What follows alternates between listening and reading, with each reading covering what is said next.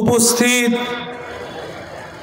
জাতীয় পর্যায়ের উলামায়ে কেরাম, বরিশাল বিভাগীয় মুরব্বিয়ানে কেরাম, বরিশাল বিভাগের বিভিন্ন জেলায় অবস্থিত কওমি মাদ্রাসা সমূহের দায়িত্বশীল বৃন্দ, আসাতেজায়ে কেরাম, তালাবায়ে ইজাম এবং তৌহিদি জনতা, সর্বপ্রথম আমাদের কর্তব্য মহান রব্বুল আলামিনের দরবারে শুকরগুজারি আদায় করা যে আল্লাহ রব্বুল আলামিন তার কুদরতের দ্বারা আমাদের দেশের অবস্থার এমন পরিবর্তন ঘটায় দিয়েছেন যে কিছুদিন আগে যেখানে এই ধরনের মাহফিল করতে হলে অনেক চিন্তা ফিকির করতে হইতো, কাকে দাওয়াত দেওয়া যাবে, কাকে দাওয়াত দেওয়া যাবে না, এই চিন্তাও আগের থেকে করতে হইতো।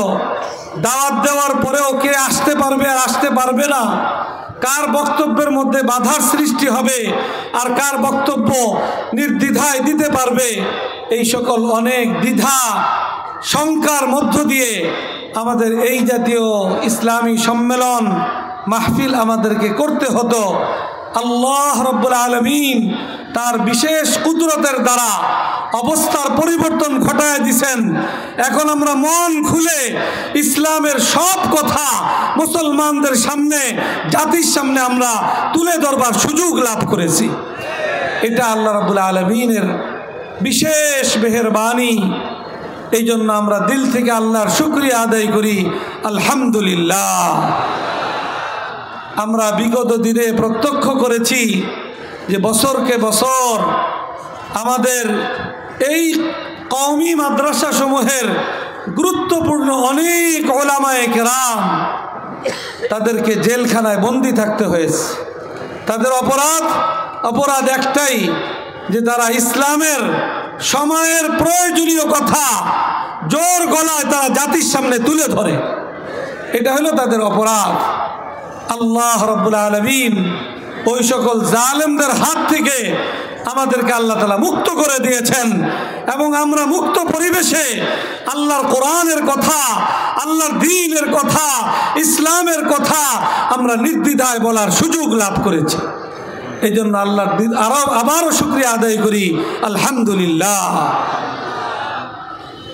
আমার আলোচনার বিষয়বস্তু নির্ধারণ করা হয়েছে। এই যে আয়োজক সংস্থা বিভাগীয় বরিশাল বিভাগীয় কওমি মাদ্রাসা পরিষদ, কওমি মাদ্রাসা ঐক্য পরিষদ, তো এটা নামেই আমরা বুঝতে পারতেছি যে এই বরিশাল বিভাগের অন্তর্গত যে 6টা জেলা আছে, এই জেলাগুলোর মধ্যে যে সকল শত শত কওমি মাদ্রাসা রয়েছে, এই কওমি মাদ্রাসাগুলারই ঐক্যবদ্ধ বিভাগীয় প্ল্যাটফর্ম হলো বরিশাল বিভাগীয় কওমি মাদ্রাসা ঐক্য পরিষদ। সে হিসাবে আমার আলোচনার বিষয়বস্তু দেওয়া হয়েছে কওমি মাদ্রাসা কি ও কেন, এবং কওমি মাদ্রাসার অবদান দেশ জাতির ক্ষেত্রে কি রয়েছে, এই সম্পর্কে কিছু আলোচনা করা, এটা হলো আমার আলোচ্য সূচি হিসেবে নির্ধারণ করা হয়েছে। কওমি মাদ্রাসা আল্লাহ রাব্বুল আলামিন এটার সূচনা তো করেছেন রসুল পাক সাল্লাল্লাহু আলাইহি ওয়াসাল্লামের জামানা থেকে। রসুল পাক সাল্লাল্লাহু আলাইহি ওয়াসাল্লাম নবুয়ত প্রাপ্তির পর মক্কায় 13 বছর কাটিয়েছেন অত্যন্ত প্রতিকূল পরিবেশের মধ্য দিয়ে। সেখানে খোলামেলা প্রকাশ্যভাবে কোনো দ্বীনের কেন্দ্র গড়ে তুলবেন, ইসলামের কোনো কেন্দ্র গড়ে তুলবেন, এটার কোনো পরিবেশ মক্কা নগরীতে ছিল না। সেখানে তো এত ভয়াবহ অবস্থা ছিল যে পৃথিবীর প্রথম আল্লাহর ঘর বাইতুল্লাহ সেই মক্কায় অবস্থিত, ইবাদতের জন্য নির্মিত। সেই বাইতুল্লাহ পরিবেশে গিয়ে রসুল পাক সাল্লাল্লাহু আলাইহি ওয়াসাল্লাম আল্লাহর ইবাদত বন্দেগী করবেন, তারও পরিবেশ সেখানে ছিল না। এরপরেও আল্লাহ রাব্বুল আলামিন নবাগত মুসলমানদের ঈমান ইসলাম শিক্ষার জন্য দারে আরকামকে ইসলামের প্রথম কেন্দ্র এবং দ্বীনের শিক্ষালয় হিসাবে আল্লাহ রসুল গড়ে তুলেছিলেন। সেখান থেকেই আমাদের কওমি মাদ্রাসার সূচনা। এরপরে 13 বছর পরে যখন রসুল পাক সাল্লাল্লাহু আলাইহি ওয়াসাল্লাম মদিনা শরীফে হিজরত করে গেলেন, সেখানে যাওয়ার পরে আল্লাহ রসুল মসজিদে নববী নির্মাণের প্রথম উদ্যোগ গ্রহণ করলেন। মসজিদে নববী নির্মাণের পাশাপাশি রসুল পাক সাল্লাল্লাহু আলাইহি ওয়াসাল্লাম দেশ বিদেশ থেকে আগত নতুন মুসলমানদের কোরআন শিক্ষা, ঈমান ইসলাম শিক্ষার জন্য মসজিদ আঙ্গিনায় সুফা নামক এই দ্বীনি শিক্ষা প্রতিষ্ঠানের গোড়াপত্তন করলেন। আমাদের কওমি মাদ্রাসার সূচনা সেই দারে আরকাম এবং মদিনার সেই সুফা থেকেই। এই ধারাবাহিকতায় পর্যায়ক্রমে পৃথিবীতে আল্লাহর পক্ষ থেকে নাজিলকৃত আসমানি কিতাব কোরআনে কারীম এবং রসুল করিম সাল্লাল্লাহু আলাইহি ওয়াসাল্লাম তার 23 বছরের নবুয়তি জিন্দেগীর মাধ্যমে কোরআনে কারীমের যে ব্যাখ্যা বিশ্লেষণ উম্মতের সামনে রেখে গেছেন, করে গেছেন এবং কোরআনের বিধিবিধানের বাস্তব নমুনা তার কথা এবং কাজের মধ্য দিয়া উম্মতের সামনে পেশ করে গেছেন। এই দুই জিনিস কোরআন এবং সুন্নাহ, যেই দুই জিনিস সম্পর্কে রসুল পাক সাল্লাল্লাহু আলাইহি ওয়াসাল্লাম স্পষ্ট ঘোষণা করেছেন, তারাকতু ফীকুম আমরাইন লান তাদিল্লু মা তামাসসাকতুম বিহিমা কিতাবাল্লাহ ওয়া সুন্নাত রাসূলিহি। আল্লাহ রসুল উম্মতকে আশ্বস্ত করেছেন, উম্মতকে তাদের আশঙ্কা থেকে তাদেরকে মুক্ত করেছেন। আল্লাহর নবী মানুষ, তিনি আজীবন পৃথিবীতে উম্মতের মধ্যে থাকবেন না, এটাই তো স্বাভাবিক। দুনিয়া থেকে বিদায় নেবেন। এর পূর্বে চলে আসা ধারা যে আল্লাহ রাব্বুল আলামিন এক নবী দুনিয়া থেকে বিদায় নেওয়ার পর আরেক নবী পাঠাইতেন। এক আসমানি কিতাবের শেষ হওয়ার পরে আল্লাহ রাব্বুল আলামিন আরেক আসমানি কিতাব পাঠাইতেন। এই যে ধারা চলমান ছিল, যেহেতু নবী করিম সাল্লাল্লাহু আলাইহি ওয়াসাল্লামের আগমনের মধ্য দিয়ে নবুয়তের ধারা বন্ধ হয়ে গেছে, আর কোনো নবী আসার কোনো সম্ভাবনা নেই, আর নবী ছাড়া নতুন কোনো আসমানি কিতাব দুনিয়াতে নাজিল হওয়ারও কোনো সুযোগ নেই। এই অবস্থায় উম্মতের মধ্যে শঙ্কা, একটা ভয় আশঙ্কা যে পরবর্তী জমানায় যখন নবী থাকবেন না তখন আসমানি কিতাব কিভাবে সংরক্ষিত হবে, যখন নবী থাকবেন না তখন উম্মতের রাহবারি আর তত্ত্বাবধান কিভাবে হবে, এরকমের একটা শঙ্কা উম্মতের মধ্যে থাকা স্বাভাবিক ছিল।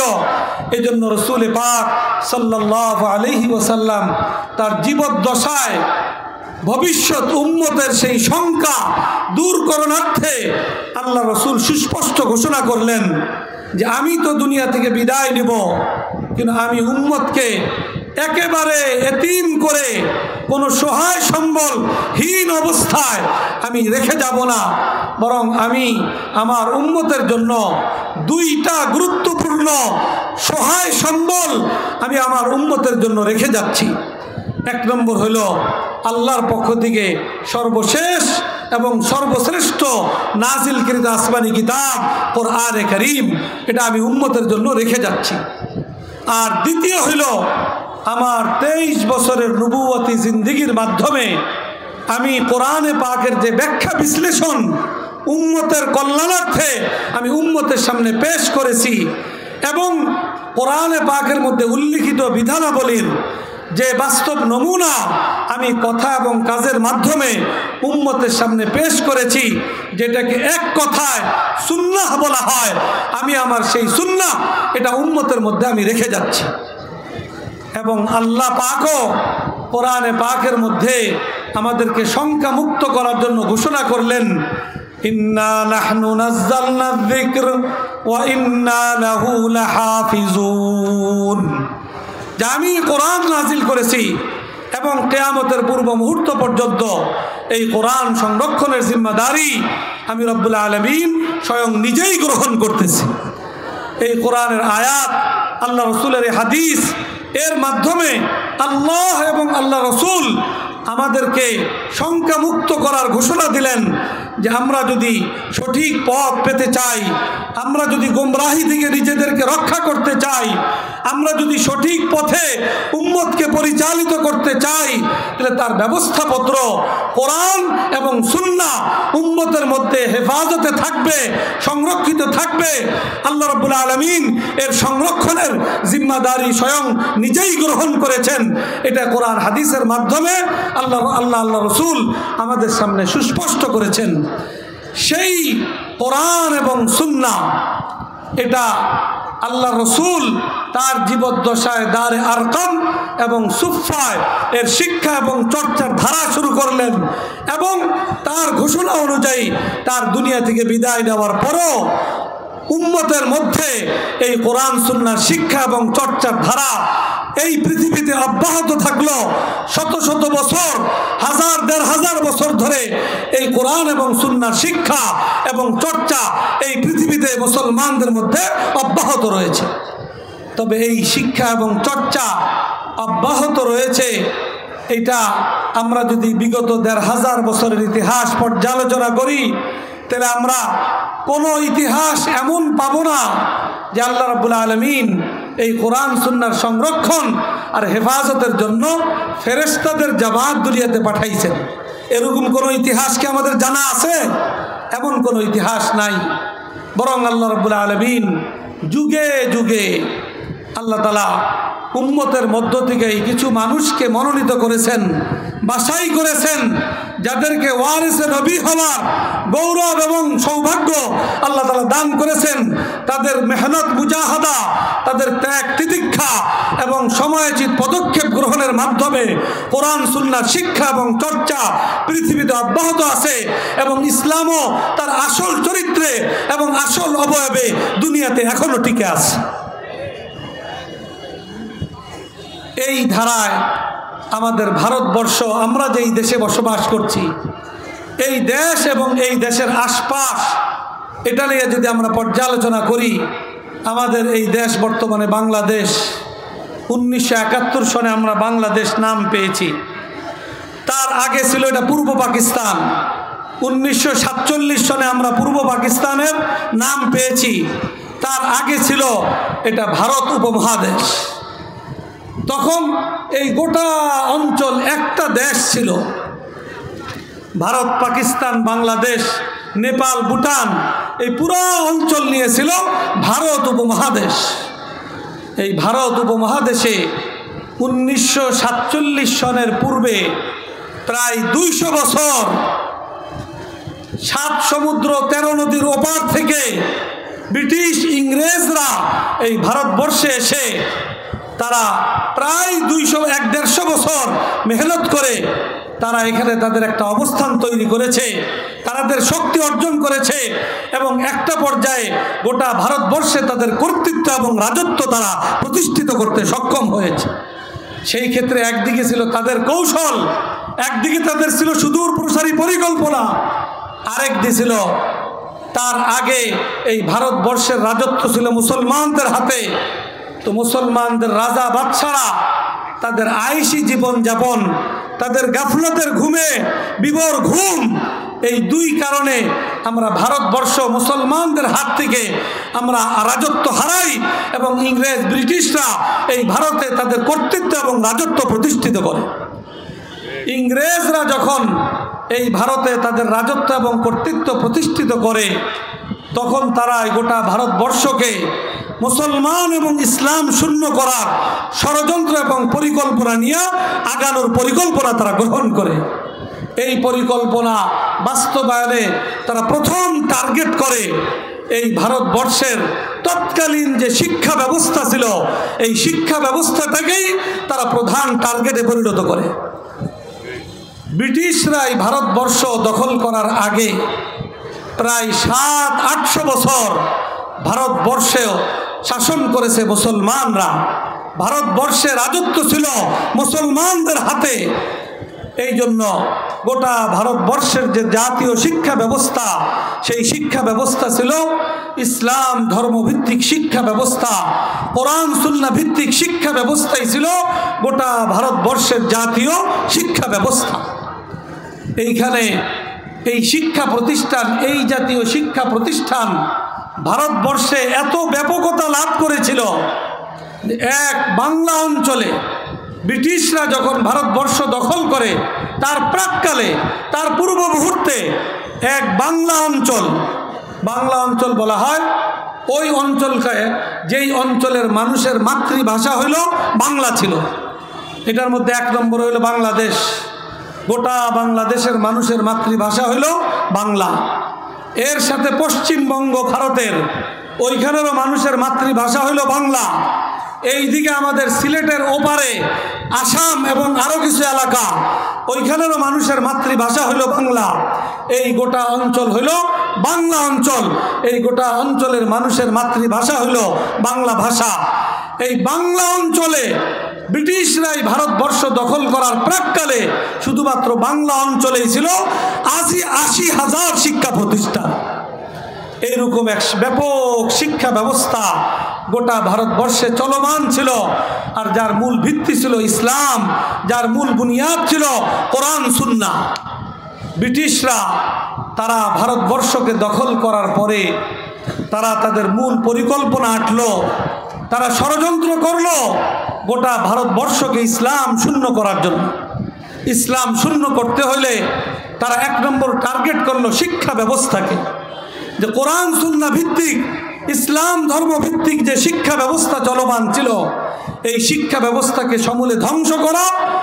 আরেকদিকে ধর্মহীন সেকুলার শিক্ষা ব্যবস্থা ভারতবর্ষে চাপিয়ে দেওয়া, এটা ছিল তার ষড়যন্ত্রের, ব্রিটিশদের ষড়যন্ত্রের মূল একটা বিষয়।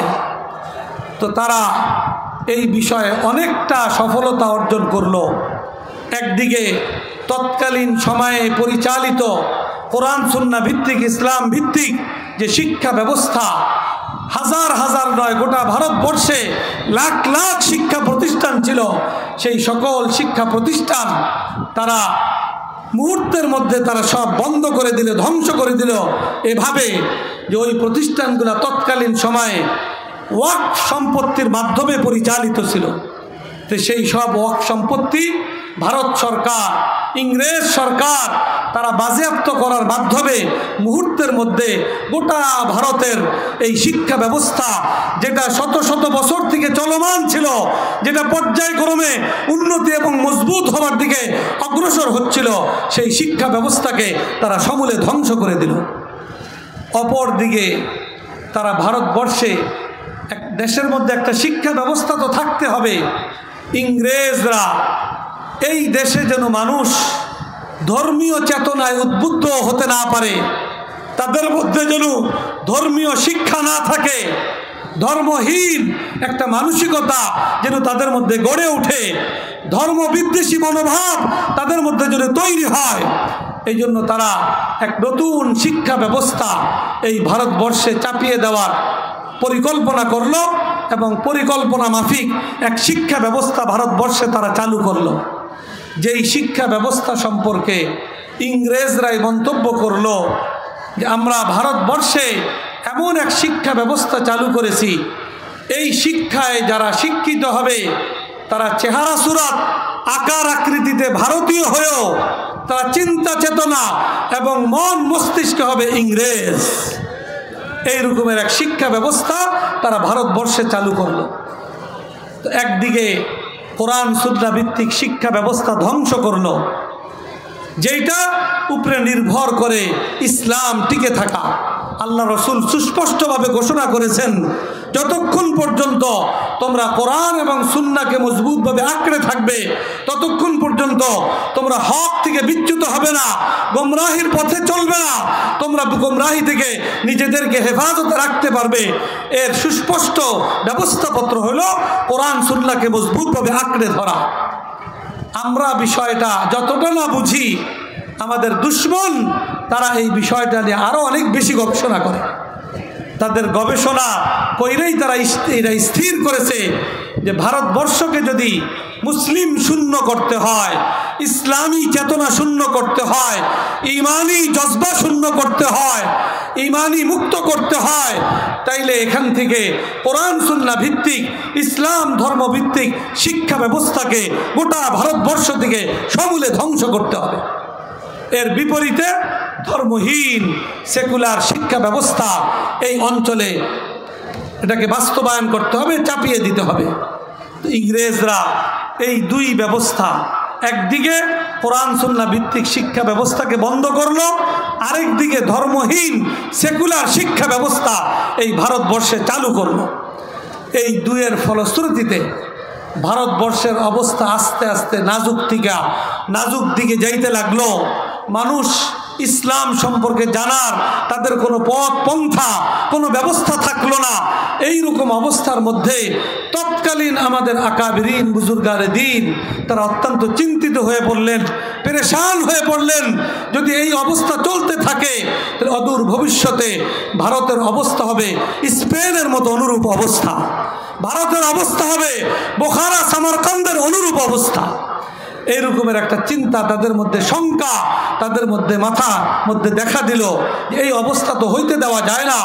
এখন বিকল্প কোরআন সুন্নাহর শিক্ষা ব্যবস্থা, কোরআন সুন্নাহর শিক্ষা এবং চর্চা মুসলমান সমাজে চালু করার কি ব্যবস্থা হইতে পারে, এরকমের একটা চিন্তা ফিকির, চেষ্টা ফিকির এবং মেহনত আমাদের আকাবিরিন বুজুর্গানে দিন যারা সেই সময়ে ছিলেন তারা করতে শুরু করলেন।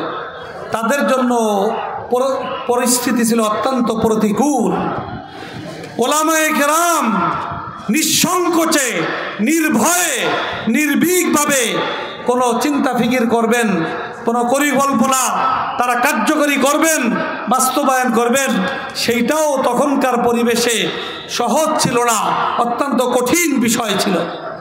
কারণ তখন ইংরেজরা এই গোটা ভারতবর্ষকে ইসলাম শূন্য করার ওই ষড়যন্ত্রকে বাস্তবায়ন করার নীল নকশা হিসাবে তারা এটাও টার্গেট ছিল যে গোটা ভারতবর্ষে যত ওলামায়ে কেরাম আছে তাদেরকে কিভাবে নিশ্চিহ্ন করা যায়।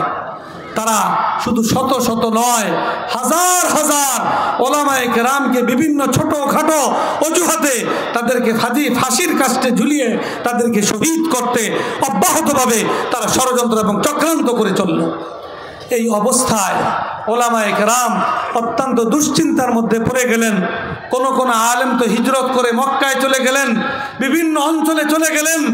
আমাদের তৎকালীন আকাবিরিনদের মধ্যে অন্যতম হাজি ইমদাদুল্লাহ মুহাজিরে মক্কি রহমতুল্লাহ আলাইহি, তিনিও হিজরত করে মক্কায় চলে গেলেন। আরাম করার জন্য না, বরং মক্কা নগরীতে গিয়ে বাইতুল্লাহ দীর্ঘ সময়, সপ্তাহকে সপ্তাহ, মাসকে মাস বাইতুল্লাহ অবস্থান করে বাইতুল্লাহর খিলাফ ধরে চোখের পানিতে বুক ভাসিয়ে ভারতবর্ষের মুসলমানদের ঈমান ইসলাম রক্ষার জন্য কোরআন সুন্নাহর শিক্ষা এবং চর্চার বিকল্প কি ব্যবস্থাপনা হতে পারে এটা আল্লাহ রসুলের কাছে দোয়া দরখাস্তের মাধ্যমে কামনা করতে লাগলেন। আর অপর দিকে তারই মুরিদান, শাগিরদান হুজ্জাতুল ইসলাম কাসেম নানদভী, ফকিহুন নফস রশিদ আহমদ গঙ্গোহী তাদেরকে ভারতবর্ষে রাখলেন। তারা এই প্রতিকূলতার মধ্যে ফাঁসির হুকুম মাথায় নিয়ে, কাঁধে নিয়ে তারা এর মধ্যে চিন্তা ফিকির, চেষ্টা ফিকির করতে লাগলেন যে কিভাবে কোরআন সুন্নাহর শিক্ষা এবং চর্চা ভারতবর্ষের মুসলমানদের মধ্যে আবার পুনরায় চালু করা যায়। এটার একটা চেষ্টা ফিকির আর মেহনতের মধ্যে ছিলেন। আলহামদুলিল্লাহ, আমাদের সেই সকল আকাবিরিন বুজুর্গানে দ্বীনের ইখলাসপূর্ণ মেহনত এবং আল্লাহর কাছে রোনাজারি কান্নাকাটির বদৌলতে দুনিয়াতে ইসলাম টিকে থাকার যে মূল বুনিয়াদি দুই বিষয় কোরআন এবং সুন্নাহর শিক্ষা এবং চর্চা ভারতবর্ষে আবার পুনরায় চালু করার জন্য বিকল্প এক শিক্ষা প্রতিষ্ঠান এবং এক শিক্ষা ব্যবস্থা আমাদের তৎকালীন আকাবিরিনগণ এই ভারতবর্ষে তারা গড়ে তুললেন। সেই ব্যবস্থাপনা হইল 1866 সনে বর্তমান ভারতের উত্তর প্রদেশে অন্তর্গত সাহারানপুর জেলার অধীন দেওবন্দ নামক গ্রামে একজন ছাত্র এবং একজন উস্তাদ নিয়ে কিন্তু বড় টার্গেট আর স্বপ্ন নিয়ে দারুল উলুম দেওবন্দ নামক নতুন শিক্ষা প্রতিষ্ঠানের সূচনা করলেন। এবং এই শিক্ষা প্রতিষ্ঠান প্রতিষ্ঠার ক্ষেত্রে মুসলমান সমাজকে তারা এইভাবে উদ্বুদ্ধ করলেন যে মুসলমানদের ঈমান ইসলাম, মুসলমানদের কোরআন সুন্নাহর শিক্ষা এবং এর মাধ্যমে তাদের ঈমান ইসলাম রক্ষা এবং ঈমান ইসলাম চর্চা, এর ব্যবস্থাপত্র মুসলমানদেরকেই করতে হবে, অন্য কেউ তাদেরকে করে দিবে না। অতএব নতুন এক শিক্ষা প্রতিষ্ঠান, নতুন এক পদ্ধতির শিক্ষা প্রতিষ্ঠান এই ভারতবর্ষে আমাদের তৎকালীন আকাবিরিন বুজুর্গানে দ্বীন, যার পিছনের মূল ফোকাস ছিল, যার মূল রুহানি তাওয়াজ্জুহ ছিল হাজী ইমদাদুল্লাহ মুহাজির মক্কি রহমতুল্লাহ আলাইহি, আর বাস্তব ক্ষেত্রে যিনি অগ্রসেনা হিসাবে যিনি ভূমিকা পালন করেছেন, অগ্রনায়ক হিসাবে যিনি দায়িত্ব পালন করেছেন হুজ্জাতুল ইসলাম কাসেম নানুতুবি, এবং তার সঙ্গী ছিলেন ফকিহুন নফস রশিদ আহমদ গঙ্গুহি রহমতুল্লাহ আলাইহি। তারা দারুল উলুম দেওবন্দ নামক শিক্ষা প্রতিষ্ঠান গড়ে তুললেন 1866 সনে, এবং সেই শিক্ষা প্রতিষ্ঠানের মূল পরিকল্পনা এবং দৃষ্টিভঙ্গি এইটাই নির্ধারণ করলেন যে এখানে কোরআন এবং সুন্নাহর সহি শিক্ষা এই প্রতিষ্ঠানে দেওয়া হবে, এবং কোরআন সুন্নাহর মাধ্যমে একজন মুমিন মুসলমানের যেই দৃষ্টিভঙ্গি, যেই মন মানসিকতা গড়ে ওঠা দরকার, তাদের মধ্যে যে ঈমানি জজবা, যেই জিহাদি প্রেরণা তাদের মধ্যে তৈরি হওয়া দরকার, এই প্রতিষ্ঠানের প্রতিটা ছাত্রের মধ্যে সেই রকমের মন মানসিকতা, সেই রকমের ঈমানি জজবা, সেই রকমের জিহাদি চেতনা তাদের মধ্যে সৃষ্টি করে তাদেরকে সেইভাবে গড়ে তোলা হবে। এবং পাশাপাশি তাদের মধ্যে এটাও একটা শুরুর থেকে তারা দৃষ্টিভঙ্গি লালন করলেন যে প্রতিটা ছাত্রকে এমনভাবে শিক্ষার্থী জীবন সময় থেকেই, ছাত্র জামানা থেকেই তাদের মন মানসিকতা এমনভাবে গড়ে তোলা হবে যে যেই এলাকা থেকে আসছে এই দারুল উলুম দেওবন্দে তাদের শিক্ষা কার্যক্রম সমাপ্ত করে তারা নিজ এলাকায় গিয়ে দারুল উলুম দেওবন্দের অনুরূপ কোরআন সুন্নাহ ভিত্তিক শিক্ষা একটা শিক্ষা প্রতিষ্ঠান তারা নিজ এলাকায় গড়ে তুলবে। আলহামদুলিল্লাহ 1866 সন, তার আগে আরো প্রায় 100 বছরের উপরে 1757 সনের সিপাহী 1857 সনের সিপাহী বিপ্লবের পর, ওইটা বাহ্যিকভাবে নাকাম হওয়ার পর অল্প দিনের মাথায় দারুল উলুম দেওবন্দ প্রতিষ্ঠিত হইল। এই 1866 সন থেকে নিয়ে আজকে 2024 সন, 158 বছর। আর 1866 সন থেকে 1947 সন, সেখানে 100 বছরও পূর্ণ হয় নাই।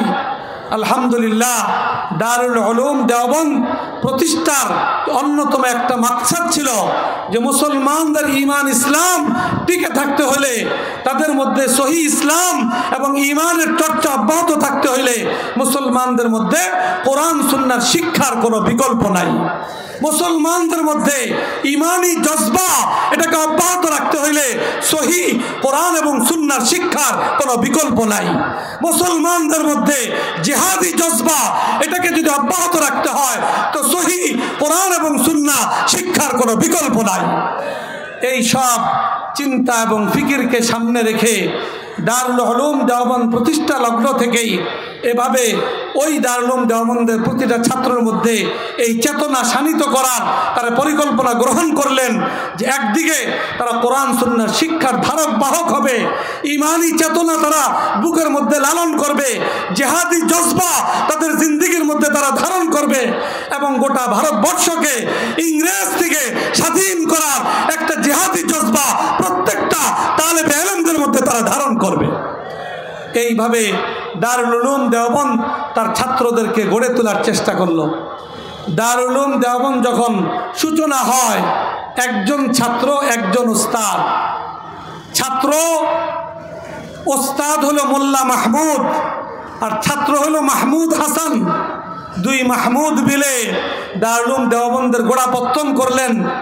আল্লাহ রাব্বুল আলামিন আমাদের আকাবিরিনদের ইখলাসপূর্ণ এই বুনিয়াদের মধ্যে এমন বরকত দান করলেন যে ওই দারুল উলুম দেওবন্দের প্রথম ছাত্র শাইখুল হিন্দ মাহমুদ হাসান দেওবন্দি রহমতুল্লাহ আলাইহি, আল্লাহ রাব্বুল আলামিন তাকে এমন হিম্মত, এমন যোগ্যতা আল্লাহ তাআলা দান করেছিলেন যে তার এই যোগ্যতা দিয়ে তিনি গোটা ভারতবর্ষকে আবার পুনর্জাগরণের মাধ্যমে গোটা মুসলিম উম্মাহকে ভারতবর্ষের এমন একটা অবস্থায় উপনীত করলেন যে গোটা ভারতবর্ষের মধ্যে স্বাধীনতা একটা সুন্দর পরিবেশ তিনি গড়ে তুলতে সক্ষম হইলেন।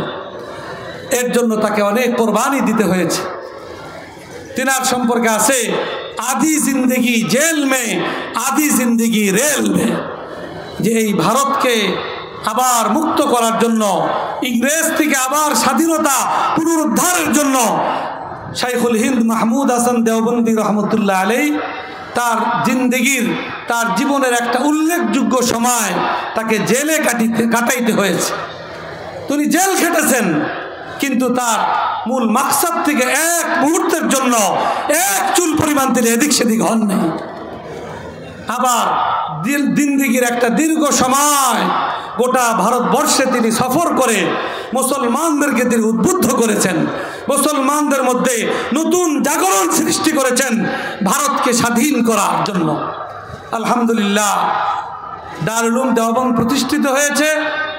দারুল উলুম দেওবন্দ প্রতিষ্ঠার মধ্য দিয়া ইংরেজরা গোটা ভারতবর্ষ থেকে মুসলমানদের ঈমান ইসলামের যে রক্ষা কবচ কোরআন সুন্নাহর শিক্ষা এবং চর্চা, যেটাকে তারা ধ্বংস করে দিয়েছিল পূর্বে চলমান থাকা শিক্ষা ব্যবস্থা বন্ধ করার মাধ্যমে, যেটা যেন আর পুনর্বার এখানে আবার চালু না হতে পারে, এর জন্য গোটা ভারতবর্ষের মানুষদের উপরে তারা সেকুলার ধর্মহীন শিক্ষা ব্যবস্থা তারা চাপিয়ে দিয়েছিল। তারা মনে করেছিল ভারতবর্ষে আর কোরআন সুন্নাহর শিক্ষা পুনরায় চালু হতে পারবে না। আলহামদুলিল্লাহ, আমাদের ওই সকল আকাবিরিন বুজুর্গানে দ্বীনের ইখলাসপূর্ণ দারুল উলুম দেওবন্দ প্রতিষ্ঠার মধ্য দিয়া অল্প দিনের মধ্যে ভারতবর্ষের বিভিন্ন অঞ্চলে আলহামদুলিল্লাহ কোরআন সুন্নাহর এই শিক্ষা কেন্দ্র, এই সকল কেন্দ্রগুলো ধীরে ধীরে সারা ভারতবর্ষের বিভিন্ন অঞ্চলে গড়ে উঠতে শুরু করলো। কারণ ওই যে দারুল উলুম দেওবন্দের আকাবিরিন বুজুর্গানে দ্বীন, তাদের মূল লক্ষ্যই ছিল, তাদের দৃষ্টিভঙ্গি ছিল যে প্রতিটা ছাত্রর মন মানসিকতা এভাবে তৈরি করা, একদিকে কোরআন সুন্নাহর শিক্ষা বিস্তারে তারা প্রত্যেকেই একটা জজবা নিয়ে নিজ এলাকায় যাবে এবং দারুল উলুম দেওবন্দের সিলেবাস এবং বৈশিষ্ট্যকে ধারণ করে কোরআন সুন্নাহ ভিত্তিক শিক্ষা ব্যবস্থা নিজ এলাকায় চালু করবে। আরেকদিকে তাদের মধ্যে জেহাদি চেতনা, ইমানি জজবা তারা গ্রহণ করে যাবে, নিজ এলাকার মুসলমানদের মধ্যে ভারতকে স্বাধীন করার জাগরণ তাদের মধ্যে সৃষ্টি করবে। এইভাবে আলহামদুলিল্লাহ দারুল উলুম দেওবন্দের ফারিগিনদের মাধ্যমে এই দুই জিনিস গোটা ভারতবর্ষে দ্রুত গতিতে ছড়িয়ে পড়তে লাগলো। আলহামদুলিল্লাহ, সেই দারুল উলুম দেওবন্দেরই ধারা শাখা প্রশাখা হিসাবে আমাদের বাংলাদেশে একেবারে প্রাচীনতম সেই দারুল উলুম দেওবন্দ প্রতিষ্ঠার অল্প দিন পরের থেকেই আমাদের বাংলাদেশেও দারুল উলুম দেওবন্দের শাখা প্রতিষ্ঠান প্রতিষ্ঠিত হওয়া শুরু করে। 19 শতকের প্রথম 1901 শতকেই দারুল উলুম মুঈনুল ইসলাম হাটাজারি মাদ্রাসা প্রতিষ্ঠা লাভ করে। তারও আগে বাংলাদেশে আরও বিভিন্ন দ্বীনি শিক্ষা প্রতিষ্ঠান প্রতিষ্ঠিত হয়ে এই দেওবন্দি ধারার এই শিক্ষা কার্যক্রম এই বাংলাদেশেও চলমান করার ক্ষেত্রে ওলামায়ে কেরাম দারুল উলুম দেওবন্দের ছাত্রবৃন্দ তারা ভূমিকা পালন করে চলে। আলহামদুলিল্লাহ, ওই দারুল উলুম দেওবন্দ এবং তার শাখা প্রতিষ্ঠান, সেটা ভারতে হোক, সেটা বাংলাদেশে হোক, পাকিস্তানে হোক, আর বিশ্বের যে কোনো প্রান্তেই হোক, এই শিক্ষা প্রতিষ্ঠানই হইল কোরআন সুন্নাহ ভিত্তিক শিক্ষা ব্যবস্থা। এবং আমাদের বাংলাদেশে এই দারুল উলুম দেওবন্দের শাখা প্রতিষ্ঠানগুলাই কওমি মাদ্রাসা হিসাবে পরিচিত। অতএব কওমি মাদ্রাসা কি, এটা এক কথায় যদি আমি এখন বলি তাহলে কওমি মাদ্রাসা হইল দারুল উলুম দেওবন্দের শিক্ষা সিলেবাস, দারুল উলুম দেওবন্দের আদর্শ, দারুল উলুম দেওবন্দের বৈশিষ্ট্য, দারুল উলুম দেওবন্দের চিন্তা চেতনা ধারণকারী এক প্রতিষ্ঠানের নাম হইল কওমি মাদ্রাসা। আরেকভাবে যদি বলি, দারুল উলুম এই কওমি মাদ্রাসা হইল কোরআন সুন্নাহ যেই প্রতিষ্ঠানের মূল সিলেবাস। তবে আলহামদুলিল্লাহ দারুল উলুম দেওবন্দের আকাবিরিনগণ এবং সেই ধারাবাহিকতায় আমাদের বাংলাদেশের আকাবিরিনগণ কোরআন সুন্নাহর এই শিক্ষাকে ঠিক রেখে সময়ের প্রয়োজনীয় আরও বিভিন্ন বিষয় এই শিক্ষার সাথে সমন্বয় করে আজকে কওমি মাদ্রাসার শিক্ষা সিলেবাস সময়োচিত, সময়ের প্রয়োজনীয় চাহিদা পূরণে যোগ্য আদর্শ নাগরিক তৈরি করার ক্ষেত্রে অনন্য ভূমিকা পালনকারী এক শিক্ষা প্রতিষ্ঠানের নাম হইল কওমি মাদ্রাসা। এক সময় আমাদের বাংলাদেশের সাধারণ মানুষ, এই সমাজ যাদেরকে বিশেষভাবে শিক্ষিত হিসাবে স্বীকৃতি দেয়, তারাও কওমি মাদ্রাসায় কি শিক্ষা দেওয়া হয় তা কিছুই তারা বুঝতো না। তারা মনে করত যে এখানে কোরআন শরীফ, আমপারা, সিপারা, দুরুদ শরীফ, মিলাদ শরীফ এইগুলাই মনে হয় শুধু এখানে শেখানো হয়। এখানের শিক্ষা যে একটা দীর্ঘমেয়াদী শিক্ষা, এখানেও যে 16-17 বছরের একটা ধারাবাহিক শিক্ষা কার্যক্রম চলে এবং চলমান রয়েছে, এই বিষয়ে অনেক মানুষের কোনো ধারণাই ছিল না। আলহামদুলিল্লাহ আমাদের পূর্বসূরি ওলামায়ে কেরাম তাদের চেষ্টা মেহনতের মাধ্যমে সমাজের সামনে, সমাজে যারা দেশ পরিচালনায় সংশ্লিষ্ট, রাষ্ট্র পরিচালনার সাথে যারা সম্পৃক্ত, তাদের সামনে কওমি শিক্ষা ব্যবস্থাকে তুলে ধরার চেষ্টা করেছেন এবং পর্যায়ক্রমে তাদের সামনে তুলে ধরতে সক্ষম হয়েছেন এবং তারাও এই কথা স্বীকার করতে বাধ্য হয়েছে যে কওমি মাদ্রাসা শিক্ষাও এটা একটা পূর্ণাঙ্গ শিক্ষা ব্যবস্থা। আলহামদুলিল্লাহ এই জন্যই কওমি মাদ্রাসার সর্বোচ্চ স্তরের যে পড়াশোনা দাওরায়ে হাদিস, এটাকে মাস্টার্সের সমমান হিসাবে রাষ্ট্রীয়ভাবে স্বীকৃতি দিতে তারা বাধ্য হয়েছে। এর মাধ্যমে আমরা এই কথায় সুস্পষ্টভাবে বলতে পারি যে কওমি শিক্ষা এটা একদিকে 1866 সনে নিকট অতীত যদি আমরা বলি যে ভারতবর্ষ থেকে ইসলামকে নিশ্চিহ্ন করার ষড়যন্ত্র যে শুরু করেছিল ইংরেজরা, যে এই দেশ থেকে পূর্বে থেকে চলমান শিক্ষা ব্যবস্থাটা তা ধ্বংস করে দিয়েছিল, আর তারা নিজেরা ধর্মহীন সেকুলার শিক্ষা ব্যবস্থা চালু করেছিল। তারা চেয়েছিল এই ভারতবর্ষে যেন কোরআন সুন্নাহ ভিত্তিক শিক্ষা আর মাথা চাড়া দিয়ে উঠতে না পারে। এর বিপরীত দিকে আমাদের তৎকালীন আকাবিরিন বুজুর্গানে দ্বীন কোরআন সুন্নাহ ভিত্তিক বিকল্প শিক্ষা ব্যবস্থা দারুল উলুম দেওবন্দ প্রতিষ্ঠার মাধ্যমে এই ভারতবর্ষে চালু করেছিলেন।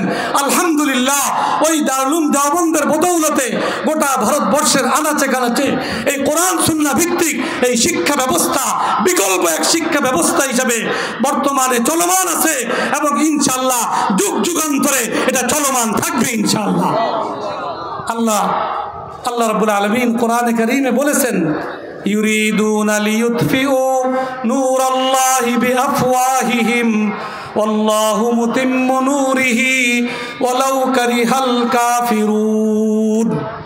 কাফেররা, ইসলামের দুশমনরা যুগে যুগে তো এই পরিকল্পনা করছে, এই পরিকল্পনা আসছে যে ইসলামকে নিশ্চিহ্ন করে দিবে, কোরআনের আলো নিভিয়ে দিবে, ইসলামের বাতি নিভিয়ে দিবে।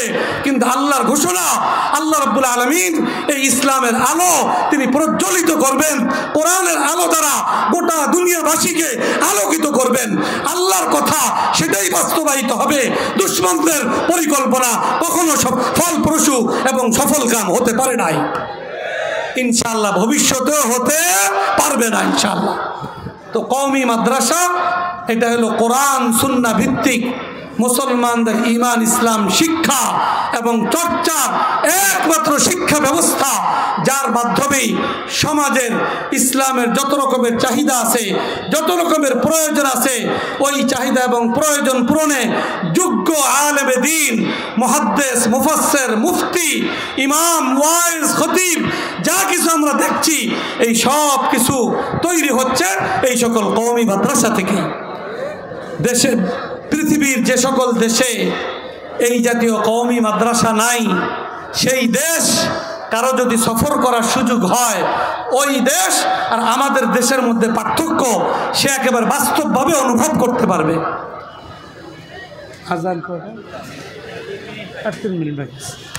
আলহামদুলিল্লাহ, আজানের সময় কাছে আসছে, আলোচনার দীর্ঘায়ু করা যাবে না। আমি যেটা বলতেছিলাম যে কওমি মাদ্রাসা কি, কওমি মাদ্রাসা হইল দারুল উলুম দেওবন্দের সিলেবাস, দারুল উলুম দেওবন্দের চেতনা, দারুল উলুম দেওবন্দের আদর্শের ধারক বাহক এক শিক্ষা প্রতিষ্ঠান। আরেক কথায় যদি বলি, কোরআন সুন্নাহ ভিত্তিক শিক্ষা প্রতিষ্ঠান হলো এই কওমি মাদ্রাসা। এই কওমি মাদ্রাসাই আমাদের এই দেশে আমরা ঈমান ইসলামের যতটুকু চর্চা, যতটুকু আমরা পরিধি, আমরা এর যতটুকু আওয়াজ দেখতে পাচ্ছি, এর সিংহভাগ অবদান হলো এই কওমি মাদ্রাসারই। অতএব আমরা আগামী দিনেও যদি আমাদের এই দেশে ইসলামের চর্চাকে আরও ব্যাপক করতে চাই, আরও শানিত করতে চাই, ইসলামকে আরও মজবুত করতে চাই, তাহলে কওমি শিক্ষাকে আরও ব্যাপক থেকে ব্যাপকতর করা উদ্যোগ গ্রহণ করার কোনো বিকল্প নাই। আলহামদুলিল্লাহ, আল্লাহ তাআলা আমাদের বাংলাদেশে একটা নতুন পরিবেশ আল্লাহ তাআলা দান করেছেন। দেশের মধ্যে পরিবর্তন সাধন করা একটা সুবর্ণ সুযোগ আমাদেরকে দান করেছেন। গোটা দেশের ওলামা এবং তৌহিদি জনতা ঐক্যবদ্ধ হইয়া ইসলামের আওয়াজকে যদি আমরা আরো বুলন্দ করতে চাই, আরো ব্যাপক করতে চাই, সেই সুযোগ আল্লাহ তাআলা আমাদের হাতে এখন দিয়ে রেখেছেন। এই জন্য সময়ের প্রয়োজনীয় দাবি হইল আমরা ওলামায়ে কেরাম, ওলামা তালাবা, তৌহিদি জনতা ঐক্যবদ্ধ হইয়া ইসলামের নিশানকে, ইসলামের ঝান্ডাকে আমরা সমুন্নত করার জন্য সচেষ্ট হই।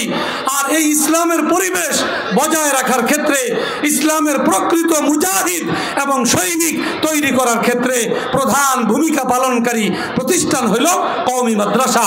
আল্লাহ রাব্বুল আলামিন এই কওমি মাদ্রাসার অগ্রযাত্রা অব্যাহত রাখুক, দিন দিন উত্তরোত্তর এর উন্নতি এবং তারাক্কি দান করুক। দুশ্মনের দুশ্মনী থেকে এই কওমি মাদ্রাসাগুলোকে আল্লাহ রাব্বুল আলামিন হেফাজত করুক, এই কামনা করে আমার আলোচনা এখানেই শেষ করতেছি। ওয়া আখিরু দাওয়ানা আনিল হামদুলিল্লাহি রাব্বিল আলামিন।